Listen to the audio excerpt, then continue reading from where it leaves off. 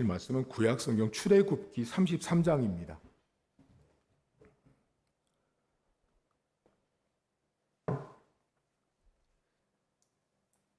출애굽기 33장 1절부터 6절까지의 말씀입니다.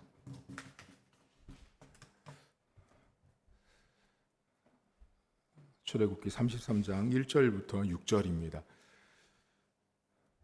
여호와께서 모세에게 이르시되 너는 내가 애굽 땅에서 인도하여 낸 백성과 함께 여기를 떠나서 내가 아브라함과 이삭과 야곱에게 맹세하여 내 자손에게 주기로 한 그 땅으로 올라가라. 내가 사자를 너보다 앞서 보내어 가나안 사람과 아모리 사람과 헷 사람과 브리스 사람과 히윗 사람과 여부스 사람을 쫓아내고 너희를 적과 꿀이 흐르는 땅에 이르게 하려니와 나는 너희와 함께 올라가지 아니하리니 너희는 목이 곧은 백성인즉 내가 길에서 너희를 진멸할까 염려함이니라 하시니 백성이 이 준엄한 말씀을 듣고 슬퍼하여 한 사람도 자기의 몸을 단장하지 아니하니 여호와께서 모세에게 이르시기를 이스라엘 자손에게 이르라 너희는 목이 곧은 백성인즉 내가 한순간이라도 너희 가운데 이르면 너희를 진멸하리니 너희는 장신구를 떼어내라 그리하면 내가 너희에게 어떻게 할 것인지 정하겠노라 하셨습니다. 이스라엘 자손이 호렙산에서부터 그들의 장신구를 떼어내니라. 아멘. 출애굽기 성경은 히브리어 성경에 베엘레 쉐모트라는 이름으로 등장을 합니다. 베엘레 쉐모트라는 말은 이름은 이러하니라는 뜻입니다. 출애굽기 성경은 원 뜻이 이름은 이러하니라는 제목을 갖고 있습니다.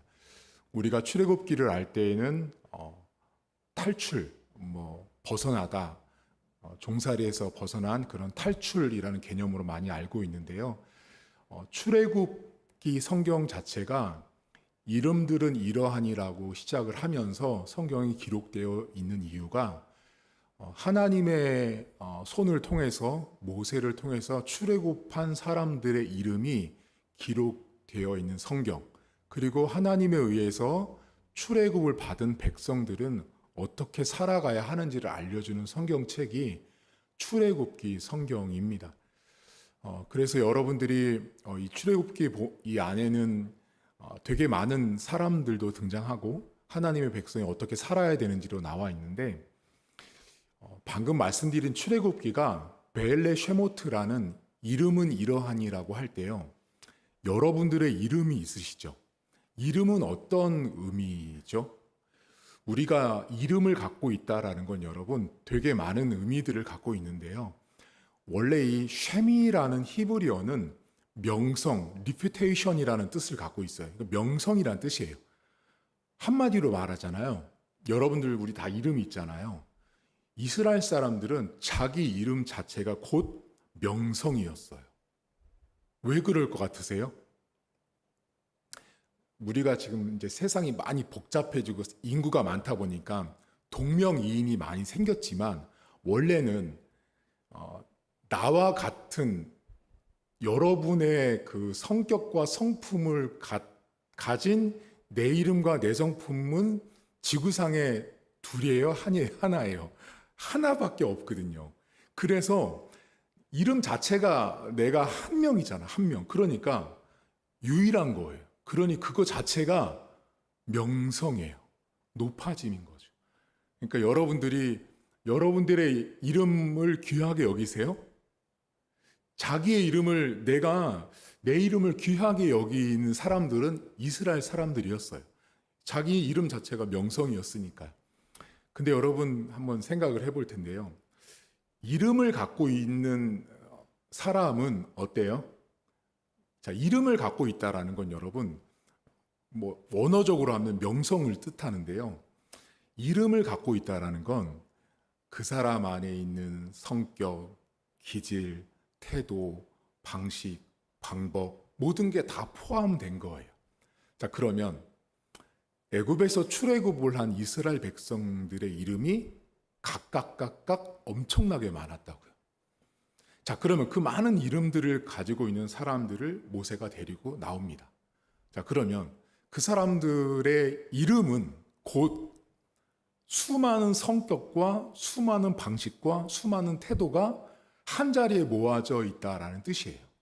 그러니까 출애굽기란 성경은 우리가 종살이에서 벗어난 성경인 것을 말하지만 동시에 이 출애굽기 안에는 어떤 되게 깊은 의미가 담겨 있냐면 엄청나게 많은 사람들의 방식과 방법과 태도와 기질과 성품들이 한 자리에 모여 있는 성경책, 그것이 출애굽기입니다. 오늘 이 출애굽기 성경 안에 보면 여러분 얼마나 많은 사람들이 등장했냐면 모세를 죽이려고 하고요. 모세에게 불평과 원망을 하고요. 온갖 인간이 할 수 있는 원망과 불평들, 악들은 다 행하는 모습들이 나옵니다. 그 중에 대표적인 게 뭐냐면 여러분들이 잘 아시는 이스라엘 백성들이 우상을 만들거든요. 그 우상이 뭐였죠? 금송아지 만들죠. 여러분 32장을 잠깐 펴보시겠어요? 그 앞장입니다. 출애굽기 32장을 잠깐 펴보시면요. 백성이 1절입니다. 백성이 모세가 산에서 내려옴이 더딤을 보고 모여 백성이 아론에게 이르러 말하되 일어나라 우리를 위하여 우리를 인도할 신을 만들라. 이 모세 곧 우리를 애굽 땅에서 인도하여 낸 사람은 어찌 되었는지 알지 못한다고 나오고요. 7절 보세요. 여호와께서 모세에게 이르시되 너는 내려가라. 내가 애굽 땅에서 인도하여 낸 내 백성이 부패했다고 말합니다. 8절 그들이 내가 그들에게 명령한 길을 속히 떠나 자기를 위하여 송아지를 부어 만들고 그것을 예배하며 그것에게 제물을 드리며 말하기를 이스라엘아 이는 너희를 애굽 땅에서 인도하여 낸 너희 신이다 라고 말합니다. 9절 여호와께서 또 모세에게 이르시되 내가 이 백성을 보니 목이 뻣뻣한 백성이다 라고 말하고요. 그 모습을 본 25절 보세요. 32장 25절 모세가 본즉 백성이 방자하니 이는 아론이 그들을 방자하게 하여 원수에게 조롱거리가 되게 했다라고 나옵니다. 28절 결론이 나오거든요. 레위 자손이 모세의 말대로 행합니다. 하나님 편에 속했던 사람들이 레위 사람들이 나오는데 이 사람들이 백성 중에 그날 3,000명이 죽습니다. 자, 여러분 여기 보시면 이스라엘 백성들이 금송아지를 만들고 우상 숭배를 한 모습을 성경이 뭐라고 표현하냐면 방자히 행동했다고 말합니다. 이 방자하다라는 말은 송아지나 망아지의 고삐가 풀렸을 때의 상태를 말합니다. 길들여지지 않은 송아지와 말은요 무기죠. 말 타보셨나요? 말 타보신 말이 길들여지지 않는 말을 등에 올라타는 것 자체를요 말이나 이 짐승들이 아주 싫어한다고 합니다. 그러니까 이게 날뛰는 거거든요. 지금 이스라엘 백성들이 송아지를 놓고 예배하고 경배하고 있는 모습을 성경 저자가 뭐라고 표현했냐면 고삐 풀린 망아지 같다라고 말하는 거예요. 아무도 통제가 안 되는 상태인 거죠. 근데 여러분 이 사람들이 그러니까 사람이 되게 분명히 하나님이 인도를 해서 구원을 받고 여기까지 왔는데 문제가 뭐였어요? 하나님 만나러 올라간 모세가 1절에 뭐라고 아까 표현했는지 기억나세요? 더딤을 보고라는 말이 나오거든요. 제가요, 죄는 어디로부터 출발하냐라고 볼 때 늦어지고 더뎌지면 사람들이 못 참아서 죄를 짓더라고요. 여러분 급하잖아요. 될 일도 안 됩니다. 제 경험상. 특히 교회 일이 있잖아요. 교회 일 어떤 일이든지요. 급하면 반드시 문제가 생기더라고요. 자, 이스라엘 백성들이 더뎌요. 자, 더디면 뭐예요, 여러분? 어떻게 생각하면 가장 건강해요? 더디나 보지. 더딜 일이 있나 보네. 뭔가 하나님과 더 깊은 관계를 맺고 있나? 여러분 32장에 보면 모세가 어떻게 나오냐면 하나님과 친구처럼 대면했다고 나와요. 그러니까 얼마나 깊은 관계가 있었는지 알 수 있는 대목이거든요. 그러면 뭐 더 많은 교제를 하고 있나? 더 많은 것들을 하나님의 명령을 받나? 이렇게 기다리면 되는데 사람이라는 성품이 사람이요 그래요. 늦어지잖아요. 그럼 그때 나오는 게 뭐냐면 이 조급해져요. 자, 조급해지잖아요. 그럼 조급해지면 뭐가 생겨요? 여러분이 조급하지 않을 때 여러분들의 특징이 있습니다. 자, 여러분들이 지금 예배를 드리고 있잖아요. 여러분들이 조급하지 않아요. 조급하지 않기 때문에 여러분들은 입을 닫고 계시는 거예요. 자, 조급해지잖아요. 사람이 입부터 나옵니다. 엄마, 아빠, 어디 갔어? 이거 급하잖아요. 아침에 여러분 애들 보세요. 학교 갈 때 조급하잖아요. 어디 있어, 아빠? 벌써 찾아볼 행동은 안 하고 말부터 나오잖아요. 조급하잖아요. 말이 먼저 나옵니다. 이 집 이스라엘 백성들이 더디면 더딘 대로 그 시간에 흘러가는 대로 가야 되는데 그 더딤을 견디지 못하는 이 백성들의 모습이 결국은 금송아지를 만들게 돼요. 우리 교회가 사역을 하고 여러분들의 삶에 하나님 앞에 기도를 하시잖아요. 사람들이 가장 쉽게 하나님을 떠나고 하나님을 원망하는 이유 중에 하나가 뭐냐면 기도 응답이 더디거든요. 또는 내 가정에서 일어나는 일들 가운데 빨리 뭔가 해결되길 바라는 해결되지 않아서 더딘 것들이 있어요. 그때 내 마음 가운데 뭐지? 내가 그렇게 기도했는데 내가 그렇게 하나님 앞에 나왔는데도 되지 않는 그 더딘 것 때문에 사람들이 금송아지를 만드는 쪽으로 마음이 바뀌는 경우가 많습니다.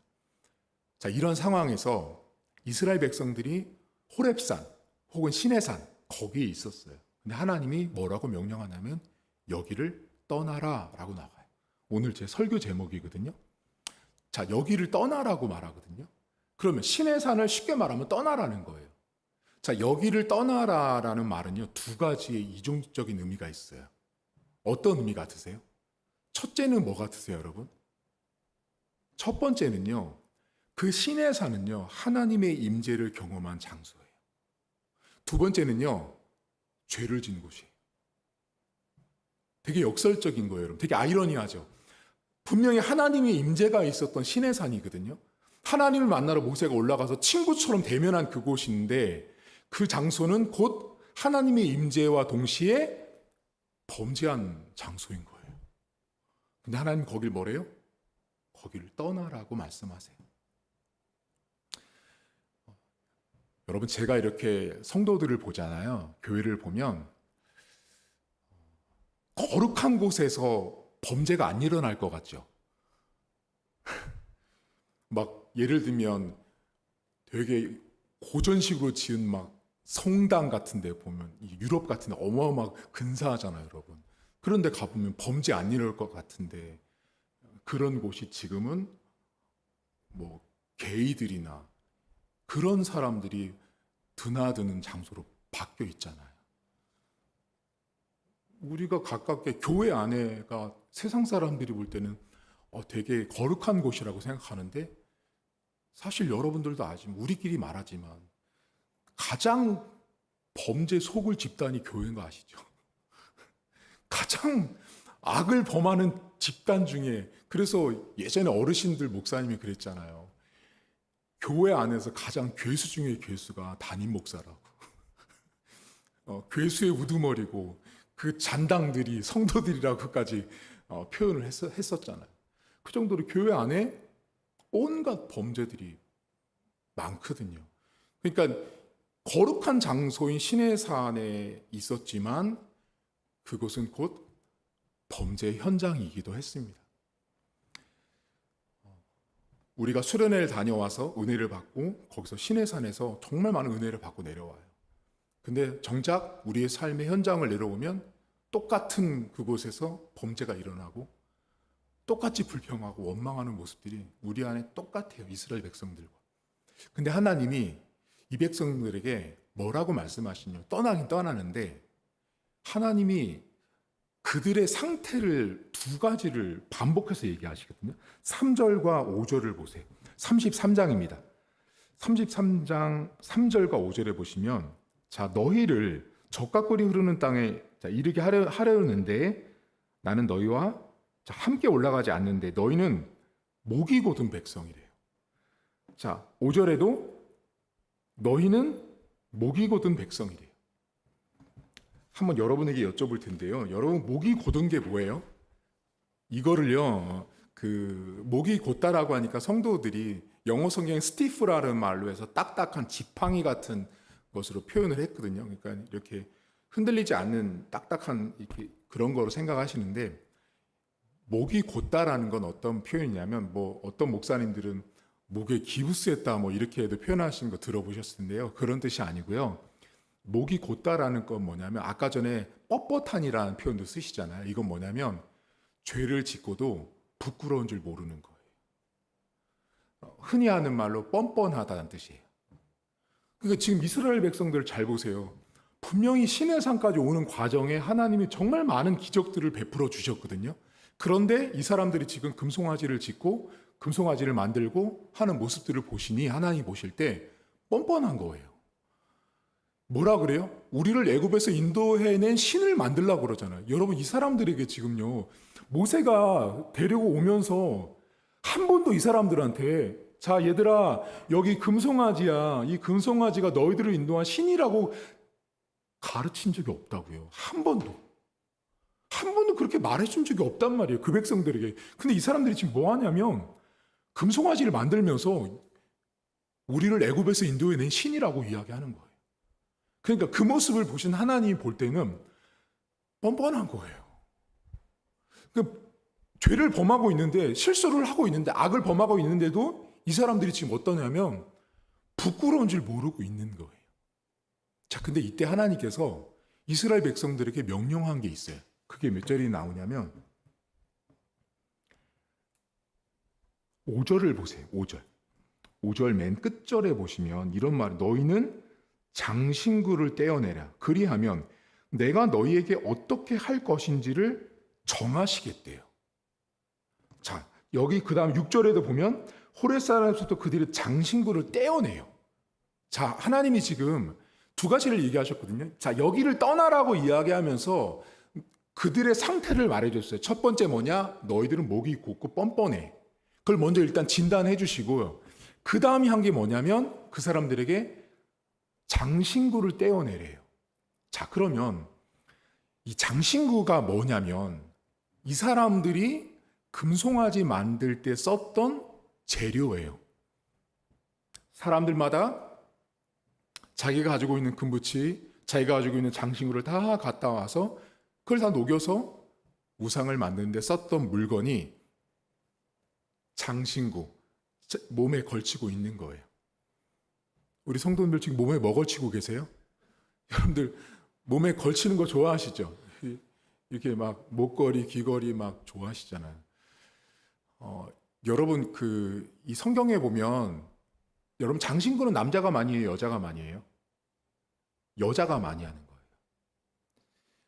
여러분 이사야 성경에 보면 이 구약 시대 때 하나님이 이스라엘 백성들의 범죄를 이렇게 지적할 때요. 여자들의 모습을 지적하는 장면이 나오거든요. 그때 뭐라고 표현하는지 아세요? 아장아장 소리를 낸다고 표현해요.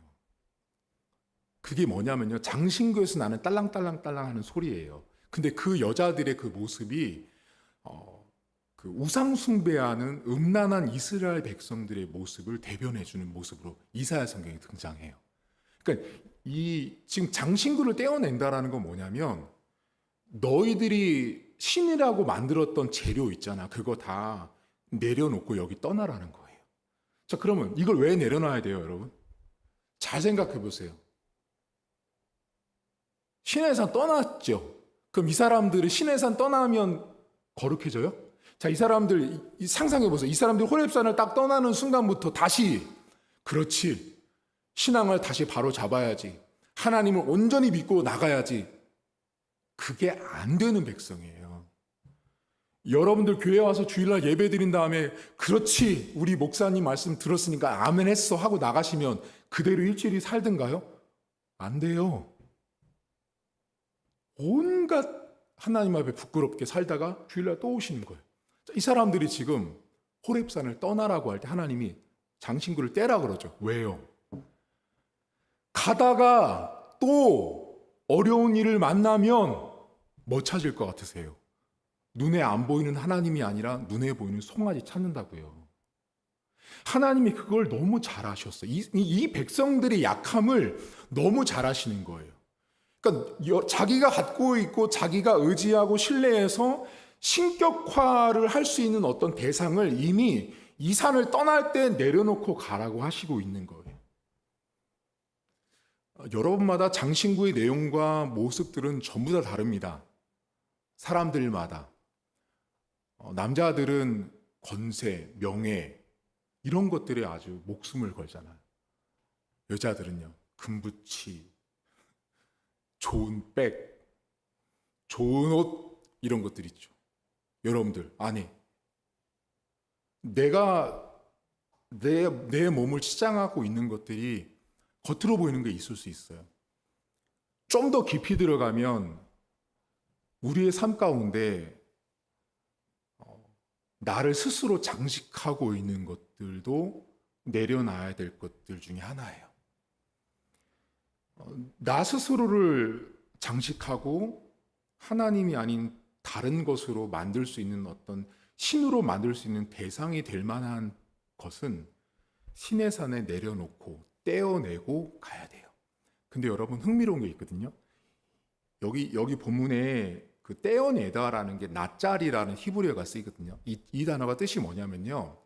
그냥 단순히 여러분들 집에 가가지고 예를 들어 오늘 예식장 갔다 와서 이렇게 귀걸이나 이런 것들을 그냥 이렇게 푸는 게 아니고요.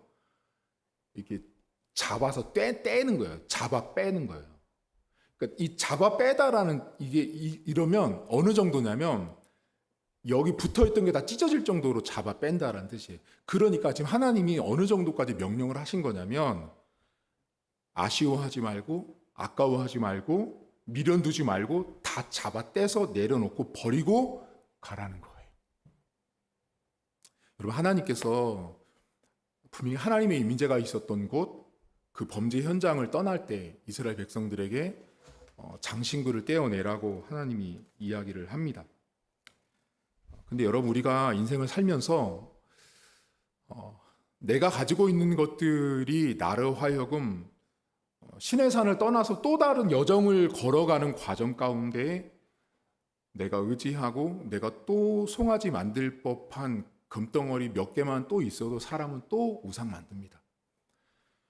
이때는 더 많은 사람들이 모아왔겠지만 만약에 사람 없는 혼자 있더라도 아마 옛날 생각할 거예요. 지금 눈에 하나님이 안 보이는데 눈에 보이는 신 하나 만들어 볼까. 여러분 그래서 교회에 왔던 분들 중에요. 종교를 여러 곳 다녔던 분들 중에 교회를 정착하지 못하는 분들이 있어요. 그게 누구냐면 손에 붙잡히고 눈에 보이는 신을 따랐던 사람들은 절대 교회에 정착을 못해요. 제가 보면. 왜냐하면 하나님이 눈에 안 보이거든요.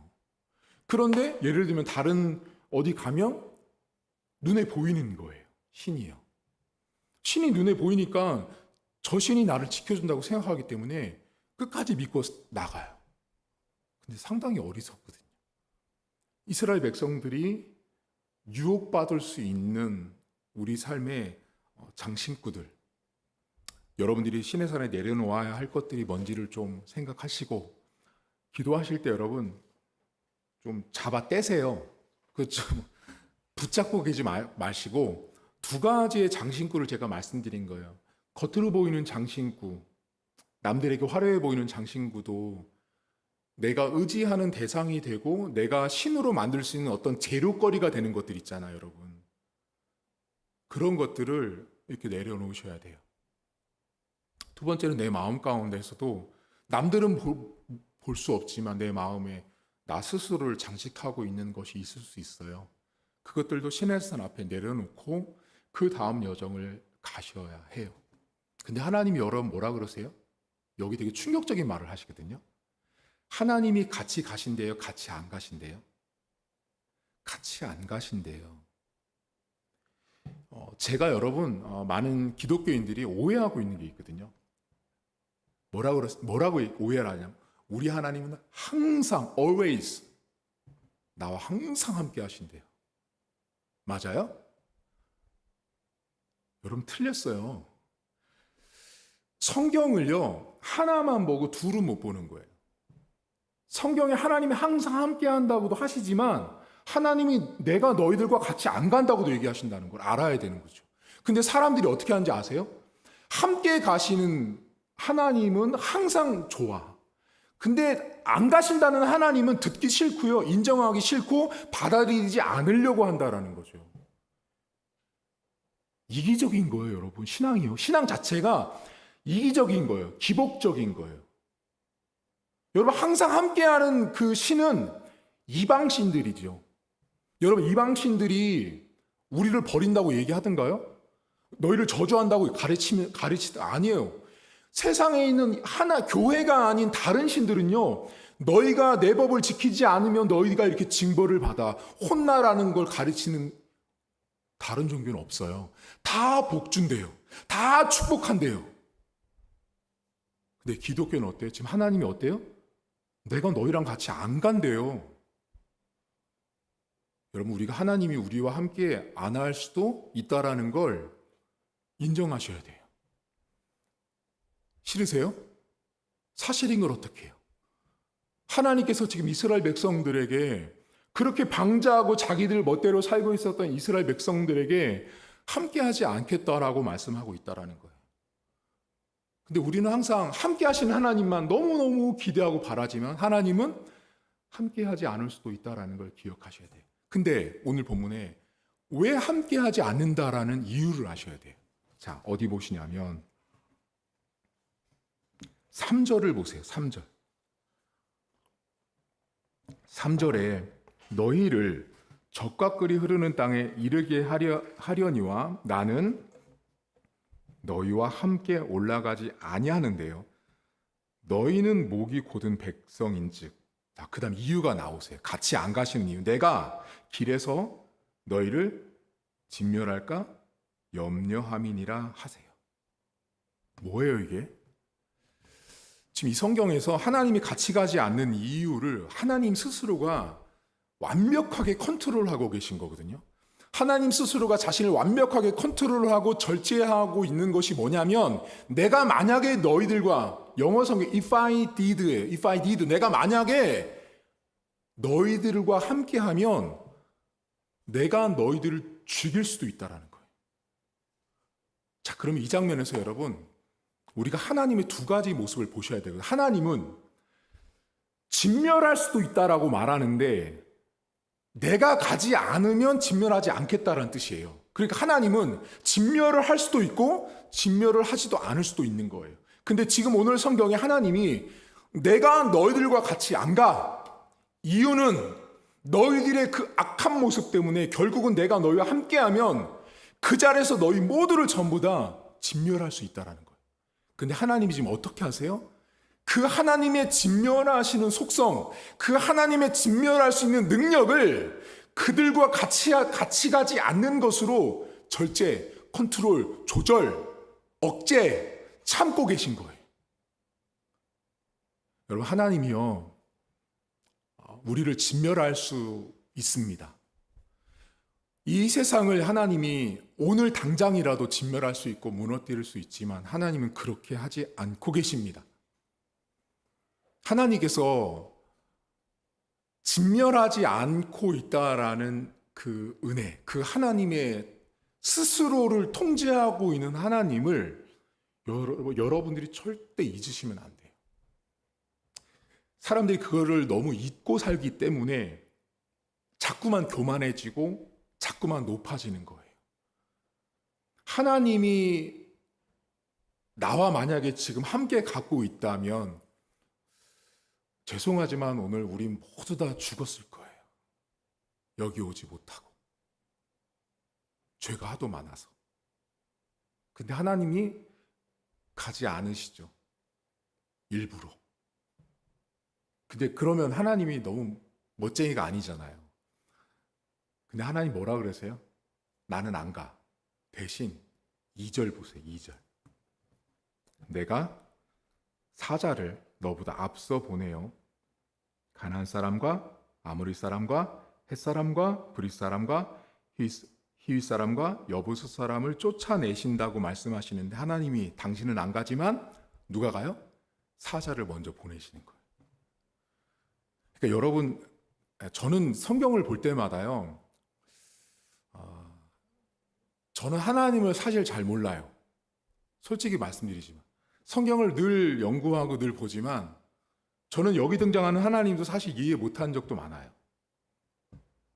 그냥 한 번에 진멸해버리면 끝나잖아요, 여러분.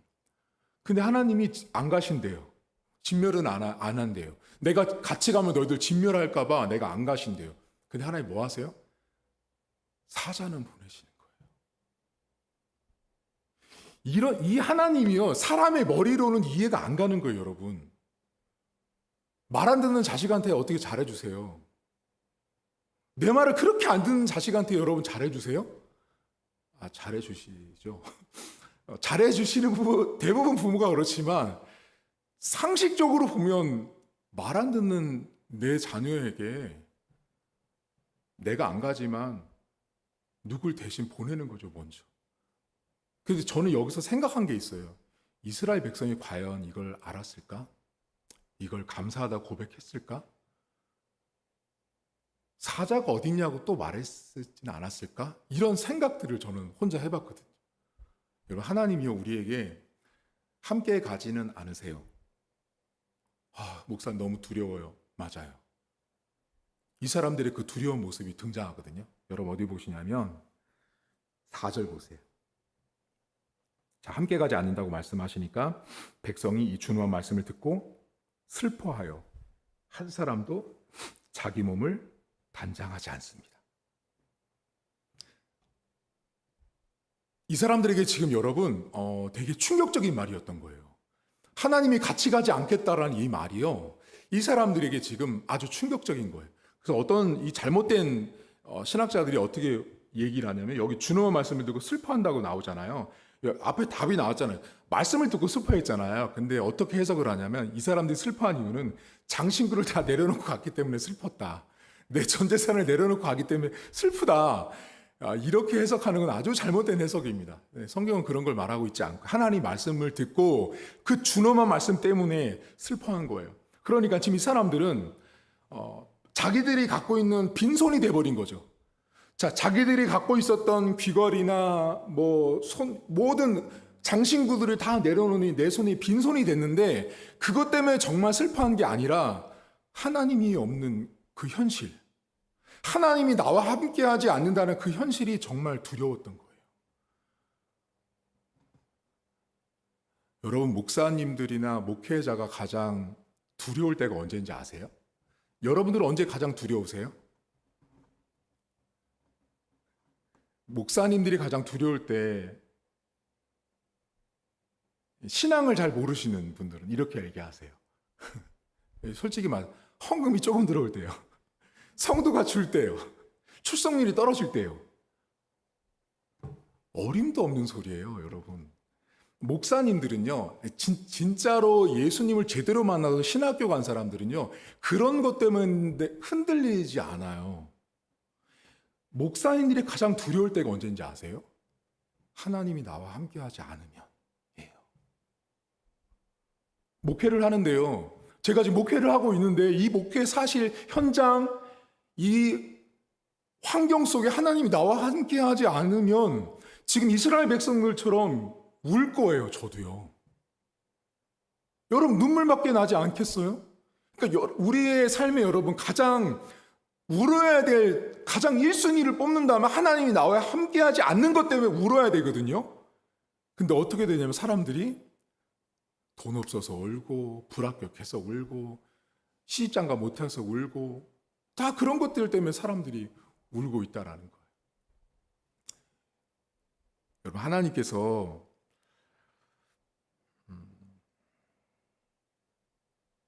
우리와 함께 하시는 게 복입니다. 나와 함께 하고 계시는 것이 복이고 은혜라는 걸 기억하셔야 돼요.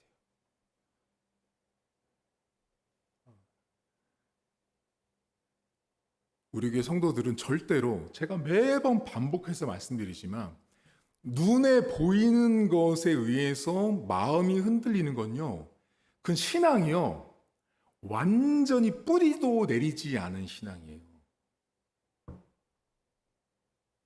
여러분, 제가 지금 20대 때부터 지금까지 엄청 긴 세월을 살았어요. 목회자로, 사역자로. 근데 그 안에 제가 감당하기 어려울 만큼의 고난이 되게 많았거든요. 근데 그걸 버틸 수 있는 힘이 뭐냐면요, 하나님이 나와 함께하고 있다는 걸 제가 너무 잘 알거든요. 그러니까 그거를 부정할 수 없기 때문에 살아가는 거예요. 그러니까 여러분들 삶에 진짜로 울어야 될 건 뭐냐면요, 사업 안 되고 월급 조금 들어오고 뭐 이런 것들 때문에 우시면 아직 아니에요. 우리 교회는 절대로 여러분 자리 보고 울지 마세요. 이게 무슨 말이냐면, 다른 교회 가잖아요. 그럼 이제 교회를 건축해요. 교회를 건축하잖아. 그럼 예를 들면 그 교회 성도는 딱 100명 나오는 교회예요. 근데 목사님의 믿음이 엄청나게 커가지고 천석 규모의 교회를 건축합니다. 융자도 받고 해서 빚을 엄청 내서 천석 규모의 교회를 다 졌어요. 자, 그럼 생각해 보세요. 주일날 모아도 100명이 안 돼요. 그 교회가. 자, 천석 규모를 만들었으니 본당에, 자, 100명이 안 되는 성도가 딱 앉아있으면 그 본당, 그곳은, 자, 풍성해 보여요? 자, 그때 어떤 일이 발생되냐? 눈물의 우리 어머니 권사님들, 주여 이 빈자리를 어찌하시겠습니까? 하고 울어요. 완전 엉터리 기도예요. 그럼 본당을 그렇게 만들지 말았어야죠. 믿음이 여러분, 100명 되는 교회가 천석을 만드는 게 믿음이에요? 이건 믿음이 아니에요, 여러분. 뭐라 그래? 무식한 거예요. 하나님은 절대 그렇게 일하지 않으세요. 그런 식으로 하나님을 보잖아요. 그러면 한 명이 100명을 전도할 걸 바라봐야 되는 거예요. 얼마나 무서워요. 김 집사님 100명 데려올 수 있으세요? 목사님 100명을요? 100명을 어떻게 들어와요? 그건 믿음이 아니에요. 자기 과시, 교회를 자랑하고 드러내려고 할 뿐이지. 제가 늘 말씀드리잖아요. 교회의 규모는, 교회의 자리는 하나님이 영혼을 보내주신단 말이에요. 그 영혼이 쌓이고 그 영혼들이 계속 추수가 되어 가다 보면 곡간이 모자라다고요. 그때 하나씩 가는 거예요. 교회라는 곳은 그거예요. 그래서 제가 자리 보고 울지 말라는 거예요. 빈자리 보고 그 권사님 우는 게 100명 나오는 그 성도가 900석 빈자리 보고 펑펑 우시는 권사님 기도를 하늘에 계신, 바로 옆에 계신, 듣고 계신 하나님이 듣고 뭐라 그러실 것 같으세요? 제가 볼 땐요, 이 멍충아,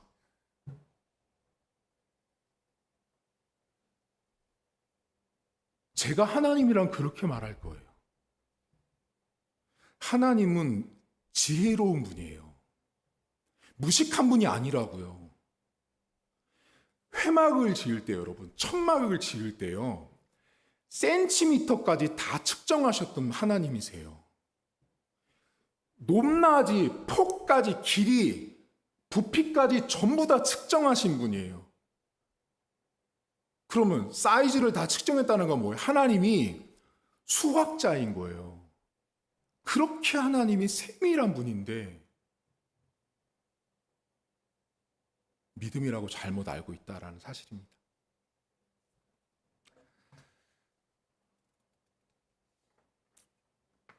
여러분에게 하나님은 어떤 하나님이세요? 제가 오늘 여러분과 시내산을 떠나고 있는 이스라엘 백성을 잠깐 나눴거든요. 하나님이 시내산을 떠나라고 하시면서 너희들은 목이 고다, 너희가 갖고 있는 장신구를 다 떼어내고 출발해라고 이야기하십니다. 내가 너희들과 함께하지 않을 거야 라고 단호하게 말씀하시고, 그렇다고 그들을 결코 끈 하나는 남겨두세요. 내가 사자를 보내겠다. 여러분, 오늘도 하나님은 우리를 절대 놓지 않으세요. 우리가 그 범죄 현장, 죄악을 범한 그 범죄 현장에 있을지라도 하나님 우리를 절대로 버리지 않고 놓지 않으시는 하나님이 저와 여러분의 하나님이라는 사실을 잊지 않기를 저는 바랍니다. 더불어서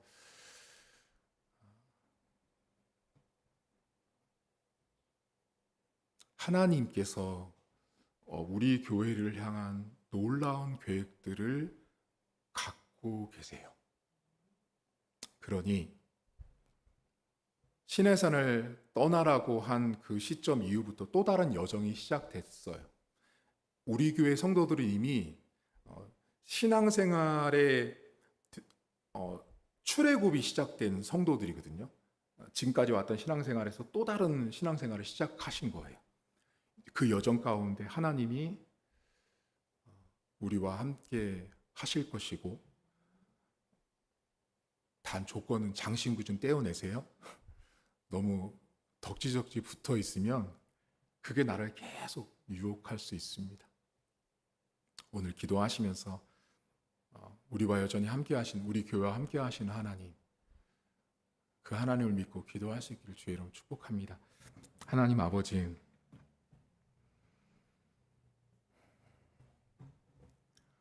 이스라엘 백성들을 누가 책망하겠습니까?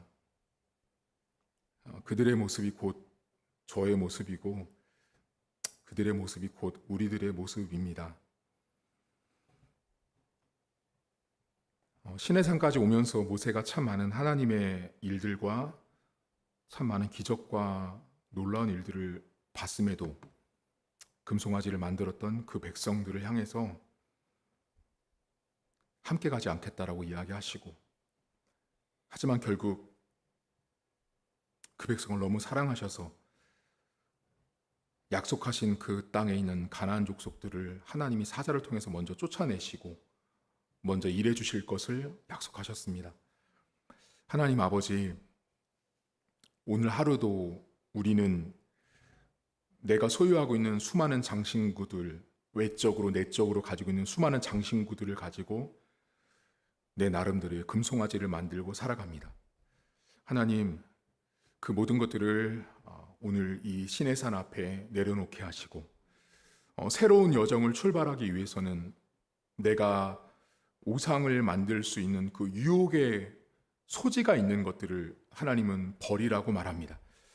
그것들을 오늘 잘 점검하게 하시고, 내 안에 우상화할 수 있는, 신격화할 수 있는 대상들을 면밀하게 살펴봐서 잘 하나님 앞에 버릴 수 있는 시간 되도록 하나님 도와주옵소서.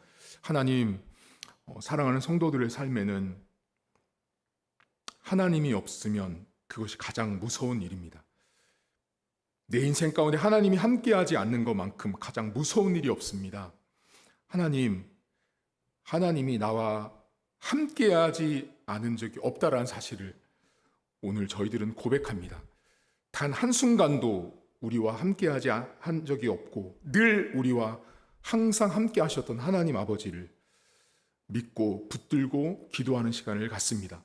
우리를 만나주시고 우리 인생 가운데 분명히 진멸받아야 함에도 불구하고 하나님 스스로 당신을 통제하시고 절제하셔서 우리의 진멸을 스스로 막으시고 대신 하나님의 사자를 보내셔서 당신의 백성을 보호하시고 당신이 하신 약속을 지키시는 하나님 아버지를 우리 성도들이 붙들고 기도하는 시간 될 수 있도록 은혜를 베풀어 주옵소서. 이제는 우리 주님 예수 그리스도의 은혜와 하나님 아버지의 사랑하심과 성령의 위로 교통 충만하심 역사가 우리가 버리고 내리고 포기하고 하나님 아버지 앞에 떼어내야 할 것들을 기도를 통해서 내려놓게 하시고 우리와 함께하지 않는, 우리를 버리지 않는 하나님을 믿고 나가는 우리 온 성도들 머리머리 위에 이제부터 영원토록 함께 있을지어다. 아멘.